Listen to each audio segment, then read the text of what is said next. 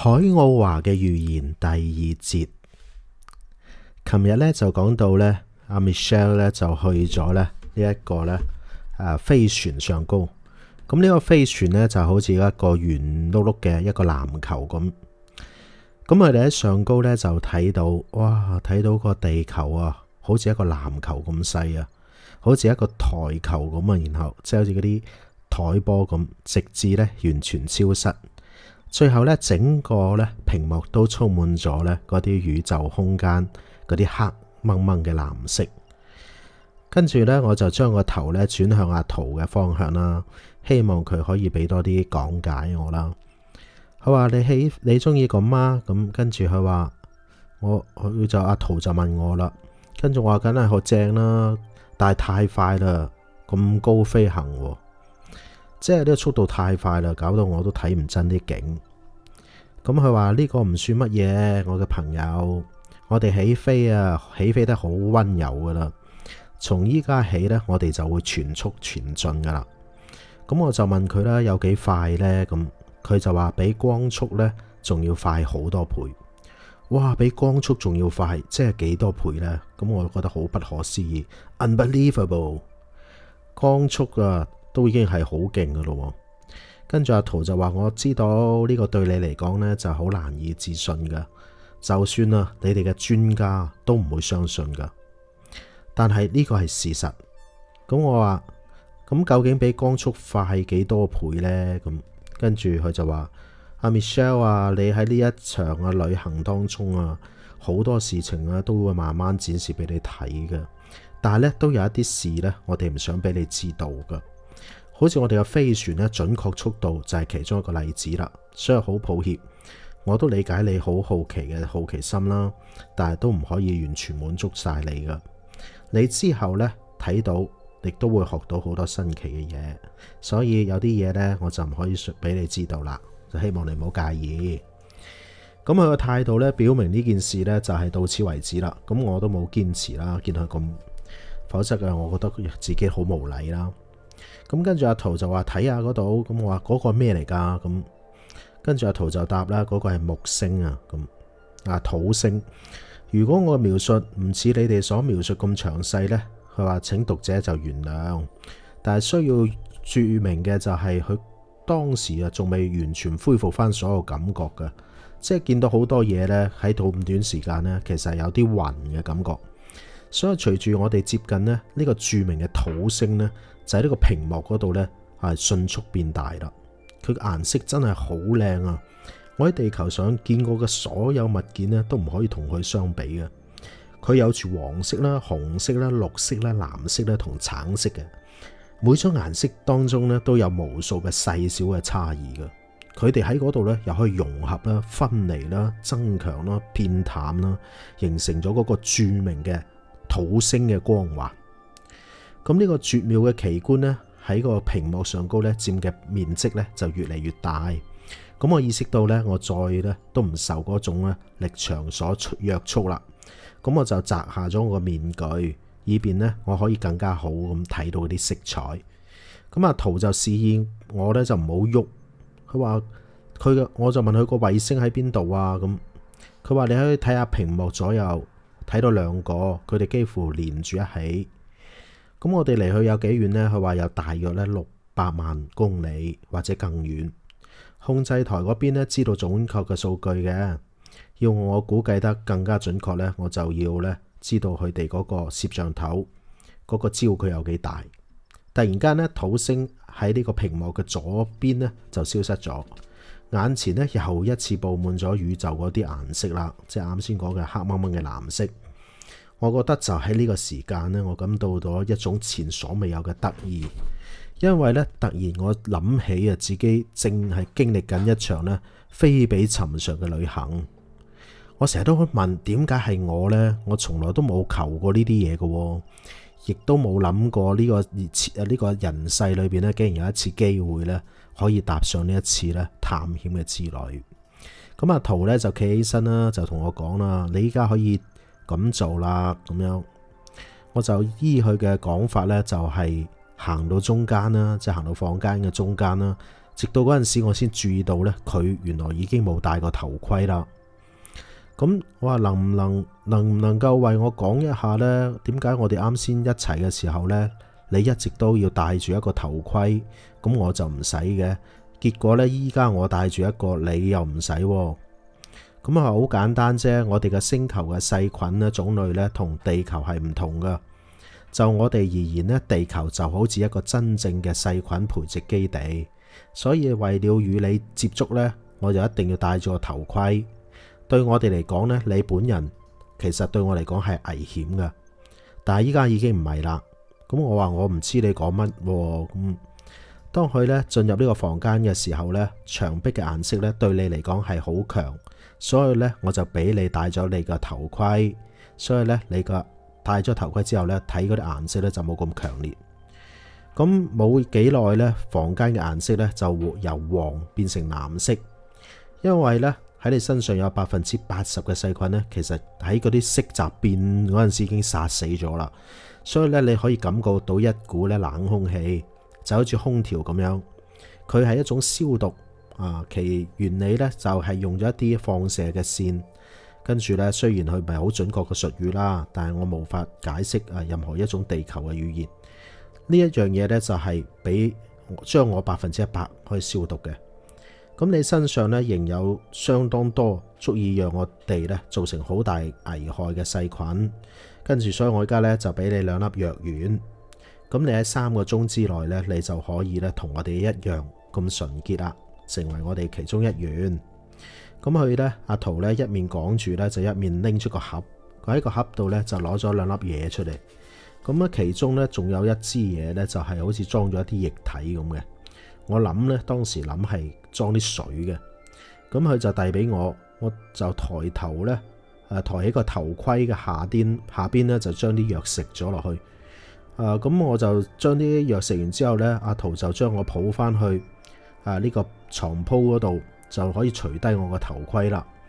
呢一次呢，係我離身體2-3米嘅地方見到嘅。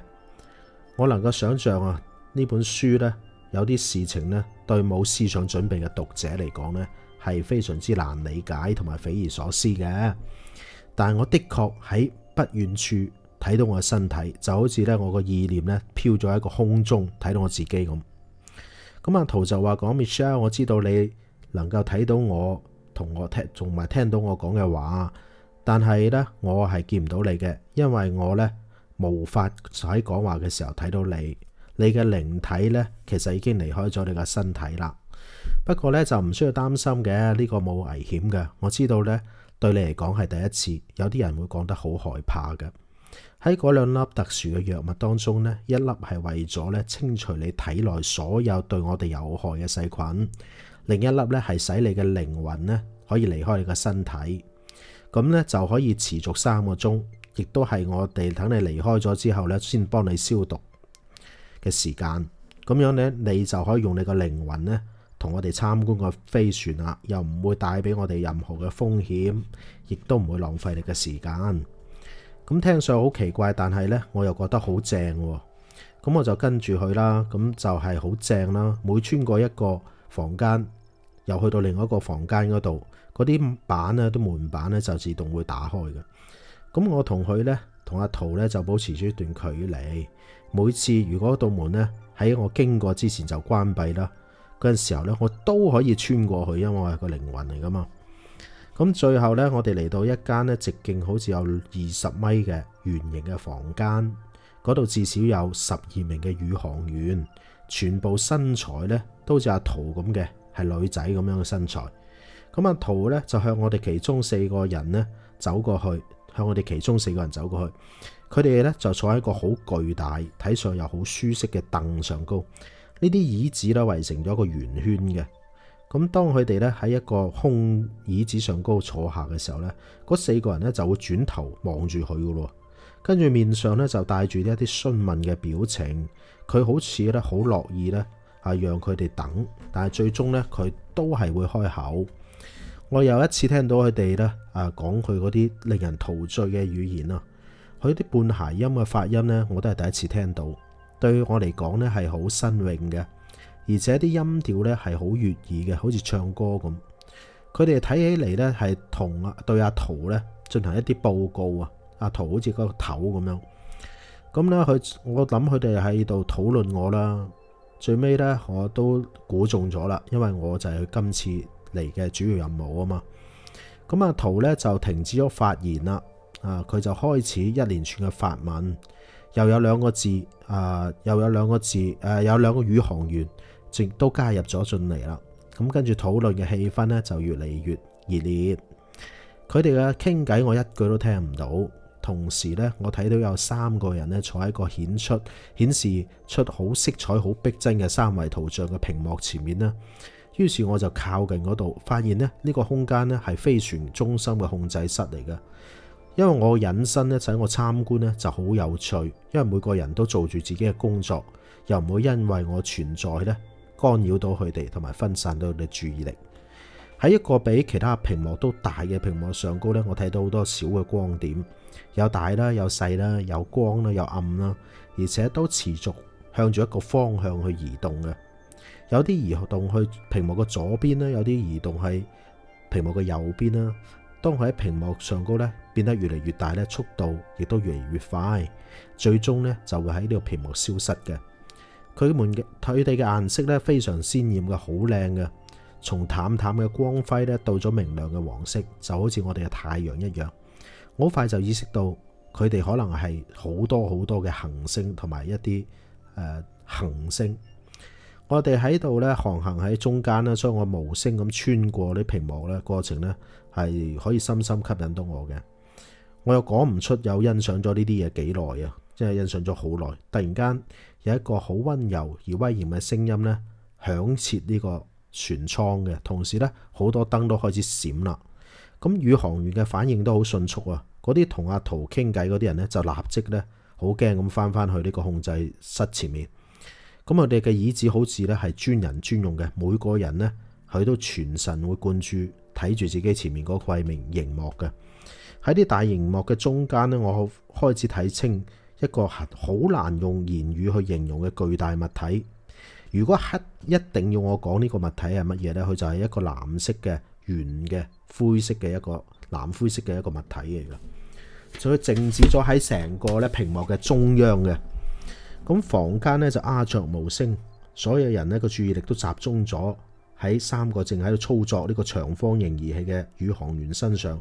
嗰啲儀器有啲似我哋嘅電腦。突然間有一塊我以為係巨大嘅牆嚟嘅。但係最尾睇到唔係，原來係一幅紐約嘅圖像啊！唔係啊，嗰個係悉尼嚟嘅。我哋自己講啊，喺嗰度呢啲橋呢，就係問佢嗰度係咪一座橋呢？咁我好驚訝咁問啱啱起身嘅阿圖啦。然而呢，我自己都忘記咗我已經唔喺個肉體度啦，所以冇人聽到我講嘢嘅。我能夠聽到阿圖同其他人呢討論呢個圖像，但係由於我唔聽得明佢講乜嘢，所以我都係唔明白。但係我最尾確定嘅係阿圖冇呃我啦，就係呢，我哋的確離開咗地球。咁呢位向導曾經講俾我聽呢，我哋有數倍於光速嘅速度飛行，而且我睇到呢，我經過咗土星，仲有之後呢嗰啲我認為係行星嘅天體。我諗緊我哋真係可唔可以翻去呢？咁跟住阿圖呢就大聲呢同我講起法文，於是所有人呢又將個頭望翻去嘅方向。阿圖就話 Michelle， 我哋依家呢停喺呢個亞瑞姆 X3 星球上高啊，佢差唔多係地球嘅2倍，而且呢，佢好似你講睇個屏幕睇到咁樣，好似你哋嘅地球啊。我依家冇辦法咧同你講解我哋目前嘅任務，因為我哋都要操作，但我之後會同你講嘅。咁我希望你唔會太過悶啦，咁所以呢，我就可以講俾你聽呢，你今次我哋呢一次嚟嘅目的呢，同你喺地球上知道核輻射有關嘅。咁所有人睇起嚟都好全神貫注，每個人都明白知道自己應該做乜嘢。咁個飛船呢，就靜止不動。巨大嘅屏幕上高咧顯示出一個城市中心嘅圖像。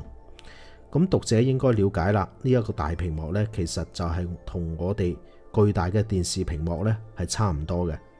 只不過上高嘅圖像太真實啦，就好似我哋呢係一棟好高好高嘅窗口向外邊望咁樣。咁我注意力呢俾佢吸收到喺另外一個好細嘅屏幕，佢哋呢係由2個宇航員呢喺度監視住嘅。我可以喺上邊嘅屏幕呢睇到我哋嘅宇宙飛船，佢同我哋平行世界見過一樣。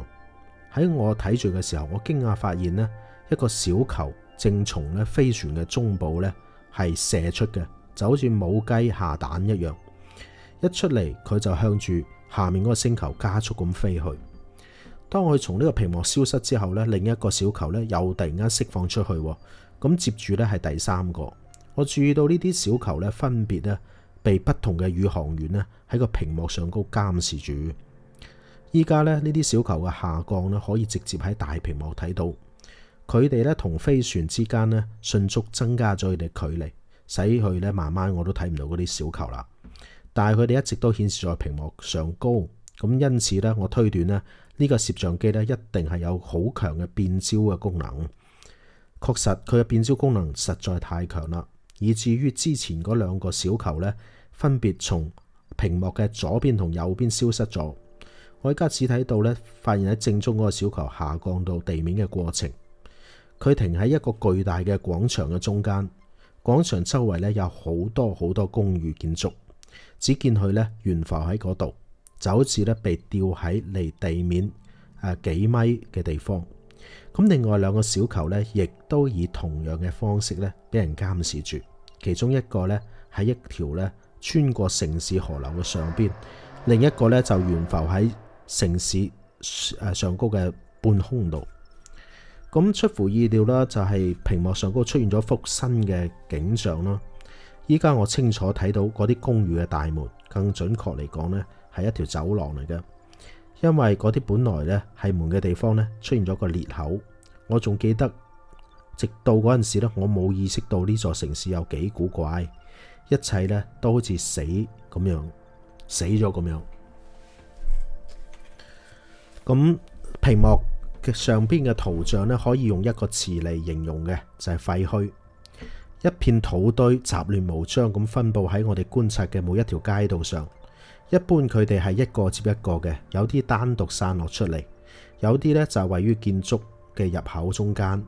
不知不覺呢，我哋嘅鏡頭呢拉近，我哋發現呢啲土堆呢原來係運載工具嚟嘅，一啲外形呢有啲似平底船嘅運載工具。喺我哋周圍呢，宇航員正喺度注視緊佢哋嘅工作台。每個小球都伸出一條長長嘅管，嗰條管嘅一端呢就碰到地下，就揚起一啲灰塵。我由此意識到呢，嗰啲車上高呢係覆蓋咗一層厚厚嘅泥土嘅，使到佢哋嘅形狀變得模糊難認。河流上高呢，嗰啲小球嘅管子呢，當然可以伸入水裏邊啦，即係我啱先個飛船嗰啲小球。我哋注意力呢完全集中喺個屏幕上高，因為嗰個場面太大啦，所以我都已經呢感覺自己好似行咗喺裏邊嗰條街咁。咁我特別注意到啦，有一棟大樓入口嘅陰影，我咁講呢，嗰度有啲嘢喺度喐緊。同時呢，我都感覺到宇航員有一陣騷動。突然間，隨住一陣震動呢，嗰嚿嘢呢就出現喺我視野中間。我被眼前嘅景象嚇咗一跳，以至於呢，我嗰啲宇航員呢都有啲覺得呢好驚，同埋咁喺度交談。咁我呢就覺得呢，佢哋睇嚟其實唔算好驚嘅，但係呢，我哋可以十分清楚到喺度睇到一隻呢好可怕嘅蟑螂，即係曱甴。它呢大概有2米長，80厘米高，即係好大隻啦。咁諗下2米長，即係一架車咁大嘅曱甴喎，差唔多。咁讀者肯定喺幾次喺啲碗櫃潮濕嗰啲地方都見過呢啲蟲啦，特別係天氣炎熱嘅時候啦，都會見到呢啲曱甴嘅。但係咧，一般都唔會超過5厘米嘅。所以依家按我所講嘅尺寸諗佢有幾核突。咁小球開始收回嗰啲管子，但就喺收離地1米嘅時候呢，嗰個生物呢突然間呢，即係曱甴正向嗰個管度衝過嚟啊！不可思議嘅係大樓下低又冒出一大群呢啲咁大隻嘅曱甴，佢哋呢係一個壓着一個咁樣蜂擁而出嘅。小球又停咗落嚟，就喺嗰陣時咧，小球就發出咗一種強烈嘅藍光，就係掃向呢啲咁嘅曱甴，咁啊將佢咧分解成一啲碳。咁只見一團黑煙咧就遮住咗大樓嘅入口。我更加覺得神奇啦！睇喺另一個屏幕裏邊咧，顯示一切正常嘅，其他屏幕冇事，就係嗰個位置有曱甴。咁河流上方咧嘅小球咧就向嗰個我哋嘅方向返回啦。咁山上面嗰啲小球咧都收回佢嗰啲管啦。咁啊慢慢升高咧，係就諗住翻嚟啦。我猜咧嗰啲宇航員咧其實喺度咧收集嗰度啲土壤、空氣同埋水嘅樣本。由於處於靈體嘅狀態咧，我冇辦法講嘢喎。佢一直都同另外兩個宇航員講嘢。咁呢啲球咧好快就翻嚟啦。咁好快就入翻我哋嘅飛船度。咁佢操作完成之後咧，阿圖就同兩個宇航員呢，就將座位一轉，面對面呢，就係操作嗰個操作台。我就意識到咧，當所有嘅人都坐穩嘅時候咧，我哋又要出發啦。咁令我好奇嘅係，所有宇航員咧坐姿咧都差唔多嘅。後來我先知道啊，係因為有一種力啊將佢哋固定住嘅，就好似我哋平時坐車嗰啲安全固定帶咁樣。咁咧就係陽光咧就透過一片紅色嘅霧氣咧照喺個星球度，我哋咧就喺嗰度起飛啦。我覺得我哋好似喺一個恆定嘅高度咧繞住一個星球飛行。其實咧我可以睇到佢哋咧係飛過一片沙漠嘅，同埋一啲乾枯嘅一啲河流啦。咁啊大屏幕出現一個咧一個完好嘅城市，接住咧又消失咗，屏幕又變翻空白。咁飛船咧明顯咧喺星球上提高咗速度啦，因為小屏幕見到咧嗰啲湖啊、嗰啲海啊都一閃而過。咁突然間我聽到有幾聲嘆息啦，接住咧飛船就立即減速，又打開翻呢個大屏幕，顯示出一個湖嘅特寫鏡頭。咁我哋就停咗喺嗰度，可以清晰睇到一團湖泊嘅。咁仲睇到岸上嗰有啲岩石，後面有個立方體嘅建築。我諗大概就係一啲apartment 嚟嘅。咁飛船一停呢，嗰啲小球又好似啱先咁樣飛出去。咁一個停喺嗰個湖上高40-50米，一個咧就伸支管落去啦。咁另一幅傳出嚟係十分清晰咧，顯示到一群人。的確一睇上去咧好似地球人咁，但係我可以好清晰咁觀察到佢哋。屏幕中央顯示出一個女人嘅個樣。但我睇唔出佢幾大年紀啦。佢有棕色嘅皮膚，雙髮咧就揼到落個胸度嘅。咁從另一個屏幕睇咧，我就可以睇到佢剝晒衫褲嘅，冇衫着嘅，似乎咧只有面，而且係畸形嘅個面。佢係一個咧先天性嘅咧魚形嘅患者，即係好蠢咁嘅。當我睇到佢嘅時候咧，我並冇意識到咧佢係一個殘疾人。我諗當然啦，我以為我哋遇到同我哋稍微唔同嘅人種啦，好似科幻小說寫咁嘅，就係畸形啦，有住大嘅耳仔啦，諸如此類。但係咧從屏幕上觀察咧，我發現咧佢哋無論男女咧睇起嚟咧都好似咧呢一個澳洲嗰啲玻利尼西亞人啊。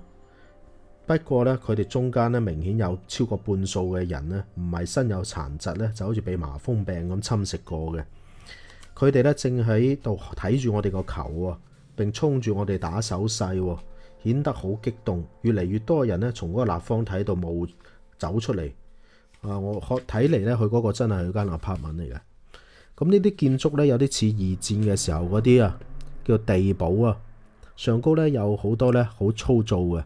睇起嚟咧高出地面咧有1米咁嘅煙囪嘅，我諗咧係我哋通風嘅。咁呢啲掩體咧就係個朝向咧係千篇一律嘅，大家都係一個出口嘅。咁毫無預兆，我發現咧自己咧從後邊拉嚟個屏幕啦，喺飛快穿過幾面牆啦，意識到自己又翻啦身體所在嗰個消毒嘅床鋪度，同我離開嗰陣一樣。咁四周突然漆黑一片之後呢，嗰啲唔舒服嘅感覺呢，我記得清清楚楚咯。因為呢，我個四肢呢，即係手手腳腳呢，都好似灌咗一啲鉛咁樣，好重。咁我試圖呢移動佢哋呢，我感覺自己好似癱瘓咗咁啊，我完全喐唔到。不過呢，我承認呢，我當時呢係有啲慌嘅，有啲驚啊。咁呢就好希望呢，我可以再次離開肉體，但係今次點都做唔到啦。唔知過咗幾耐呢，房間裏邊呢又充滿咗祥和嘅藍綠色嘅光。阿圖又嚟到啦，我發現呢，佢換咗一件衣服。咁佢話：哎呀，唔好意思啊 ，Michelle 又令你等咗咁耐。但係喺你個肉體召回你之前呢，我實在無能為力噶。咁我話冇所謂啦，我都理解嘅。但係我呢，覺得我出咗啲問題，我依家唔喐得。咁我係咪個體內有啲咩嘢俾人黐住咗啊？咁佢就笑啦，就將手放喺我身邊，咁好似操控咗一個控制裝置啦。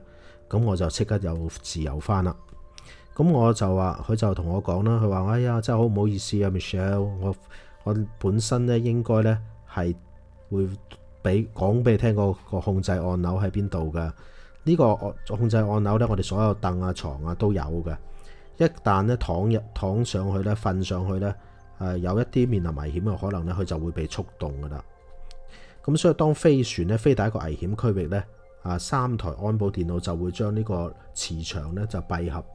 咁佢呢個正確做法咧，當我就唔知點叫啦。但係當危險消失嘅時候咧，佢哋就自動咧取消翻呢個力嘅。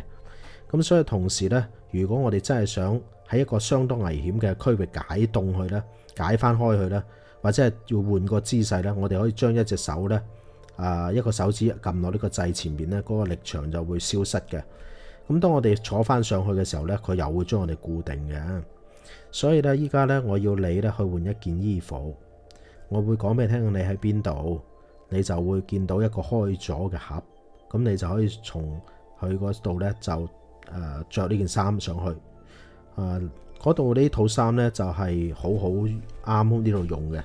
咁我當時咧就全身十分僵硬啦，阿圖就彎低腰啦，拉咗隻手啦，幫我企起身啦。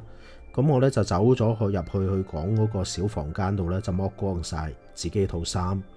咁睇我好驚訝咧，儘管咧身高1.78米嘅我咧，同呢個阿圖比咧，都簡直係一個矮仔。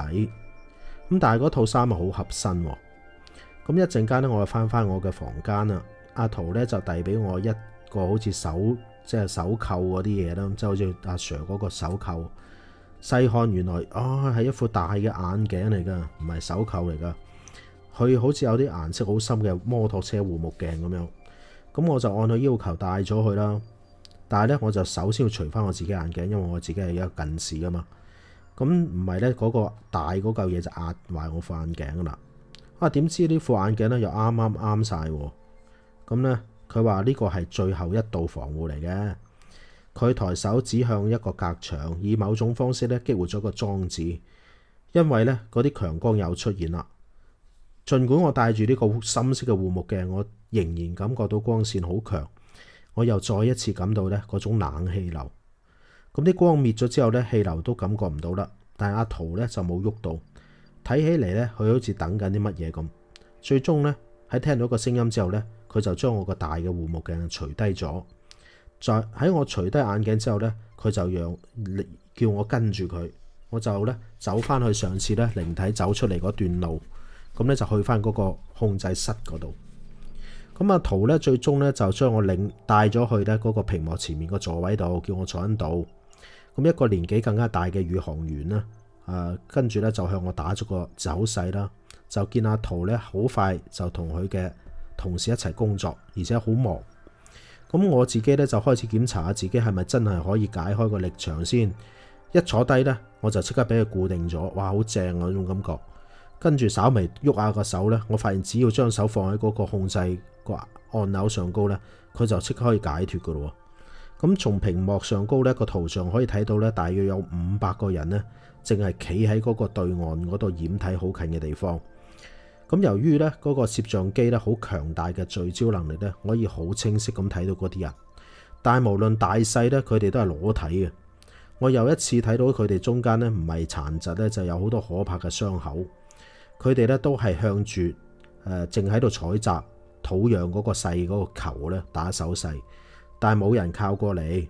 其中看起嚟咧最強壯嘅一個男人咧，手裏邊拎住一啲好似南美嘅印第安人嗰種彎刀，好似軍刀咁嘅嘢，喺度觀察緊嘢。我感覺突然間咧，我個膊頭咧好沉，驚訝地轉頭一看，原來係阿圖，佢正喺度微笑咁睇住我。我清晰記得呢，我第一次呢欣賞佢咁令人喜愛、美麗而高貴嘅面容。我之前呢已經提過佢啦，有一頭金黃色柔順嘅秀髮，頭髮呢就到肩嘅，完美咧襯托出咧佢個橢圓嘅面。佢個前額咧就好闊嘅，而且咧略微向前突出。佢嗰身咧藍紫色嘅眼睛咧，同又長又翹嘅眼睫毛咧，又長又翹嘅眼睫毛咧，令到我覺得世界上好多女人都會羨慕嘅。好似海鷗嘅翅膀一樣上揚嘅眉毛更加增添咗一款獨特嘅魅力。